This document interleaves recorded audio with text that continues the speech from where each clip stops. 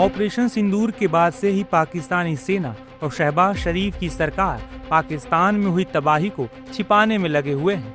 हालांकि धीरे धीरे सारा सच दुनिया के सामने आ रहा है।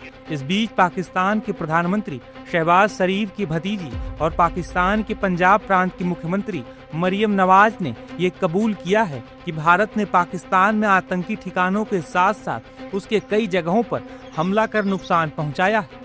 लाहौर में एक जनसभा को संबोधित करते हुए मरियम नवाज शरीफ ने कहा कि 7 से 10 मई के बीच भारत ने पाकिस्तान को जितना नुकसान पहुंचाया था उससे ज्यादा पाकिस्तान तहरीक-ए-इंसाफ के कार्यकर्ताओं ने पहुंचाया था। इस दौरान मरियम नवाज ने 9 मई की रात भारत के पाकिस्तान पर हमले की बात को स्वीकार किया।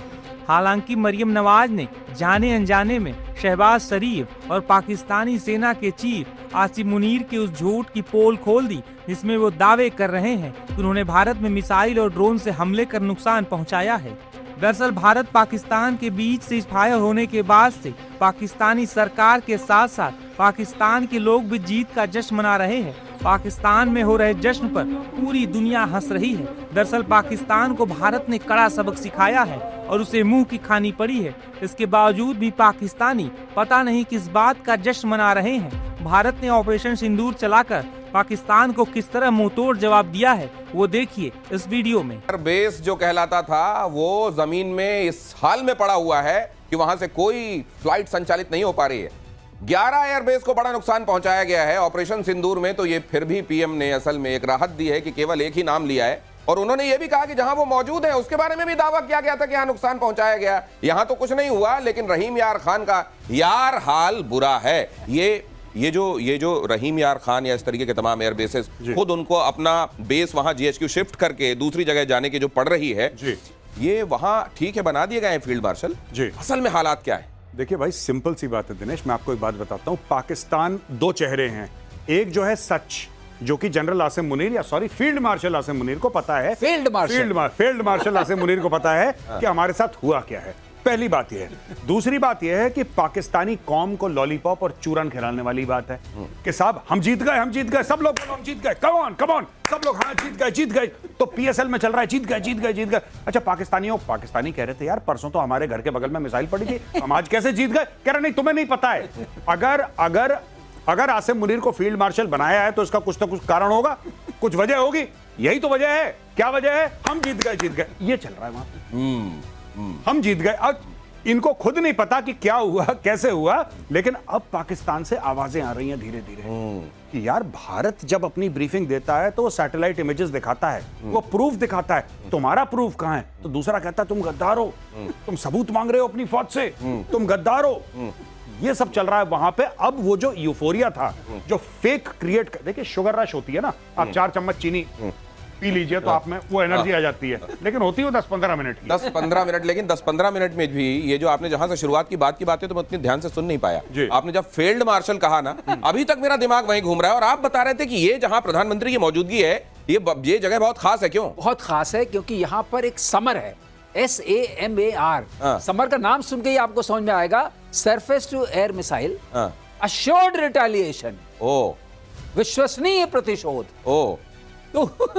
विश्वसनीय प्रतिशोध। ये प्रतिशोध की यहां भी खासियत है, जो देखते हैं आप उसकी क्रेडिबिलिटी अनमैच्ड है। खैर, ये जो है समर, ये किसका काम क्या है? ये समर ये है कि हमने खुद बनाई है, बल्कि इसको भारतीय वायुसेना ने बनाया है अपने ही सिस्टम से, इंजीनियरिंग सिस्टम से।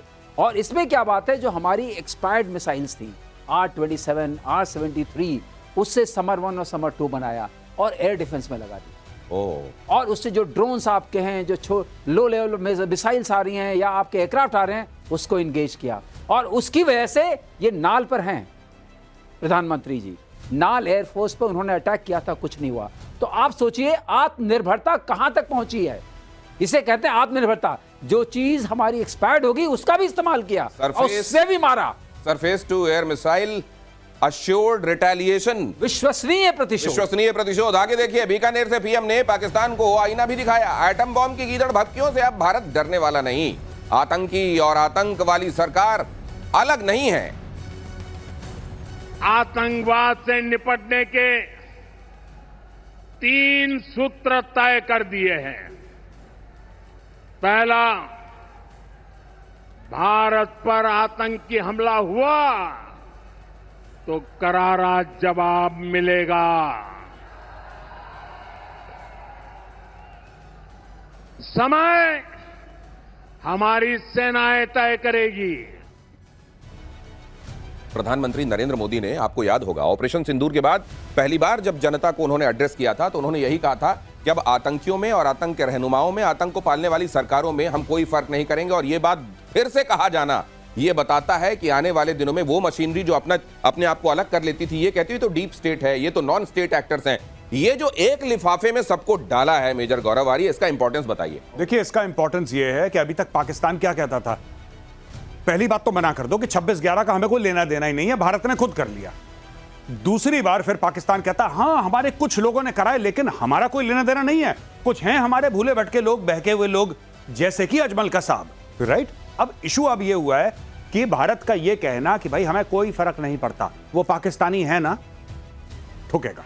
साफ सीधी बात है, तुम्हें पता था नहीं पता था, तुम्हारे स्टेट का लेना था देना था, इससे हमें कोई लेना देना नहीं। और एक और बात बड़ी अहम, अगर भारत के अंदर अटैक होता है, चाहे उसमें पाकिस्तानी डायरेक्टली इन्वॉल्व हो ना हो, अगर यह पता लग गया कि आपने इंडोक्ट्रिनेशन कराया, आपने ट्रेन कराए, आपने फाइनेंस कराए, आपने इक्विप कराए, फिर भी ठोकेंगे पाकिस्तान को। तो यह क्लियर कर दिया। अब पाकिस्तानी सरकार भारत के रिटेलिएशन से सिर्फ यह कह के कि साहब हमें पता नहीं था किसने कर दिया, अब वो चैप्टर खत्म कर दिया। असल में भारत ने ना बहुत सारी एम्बिग्विटीज अब दूर करनी शुरू कर दी जी। जब तथ्य सामने है, जब सच्चाई इतने बड़े बड़े फॉन्ट साइज में लिखी हुई आपके सामने आ रही है, तो उसको नकारा क्यों जाए। ये जरा देखिए, वो ग्राफिक्स एक बार फिर से प्ले कीजिए जो हमारी टीम ने बनाया, शानदार काम किया है। क्यों आतंक को पालने वाली ये सरकार है, वो देखिए, वो इबारत जो आपको यहां टीवी में छोटी दिखाई दे रही ना, इतनी बड़ी बड़ी इबारत दुनिया के सामने लिखी हुई। पीके श्रीवास्तव सर, इस इबारत को अब स्वीकार करके जो व्यवहार उनके साथ किया जाना है वो तय कर देना, ये मुझको लगता है बहुत बड़ी उपलब्धि है देश की। ये उपलब्धि नहीं, ये बहुत बड़ा पैराडाइम शिफ्ट है।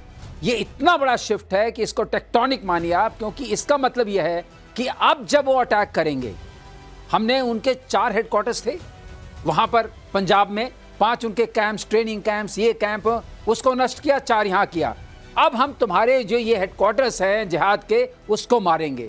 बता दें कि 22 अप्रैल को जम्मू कश्मीर के पहलगाम में आतंकी हमला हुआ था। इस दौरान पर्यटकों को धर्म पूछ कर मारा गया था। इसके बाद भारत ने पलटवार किया। भारतीय सुरक्षा बलों ने 6-7 मई की रात ऑपरेशन सिंदूर को अंजाम दिया। इस ऑपरेशन के तहत भारतीय सेनाओं ने पाकिस्तान और पीओके में 9 आतंकी ठिकानों पर स्ट्राइक की थी। इसका उद्देश्य आतंकियों के लॉन्च पैड्स को नेस्तनाबूद करना था। वहीं जब भारत के एक्शन के बाद पाकिस्तान ने पलटवार करने की कोशिश की तो भारतीय सेनाओं ने पाकिस्तान को करारा जवाब दिया।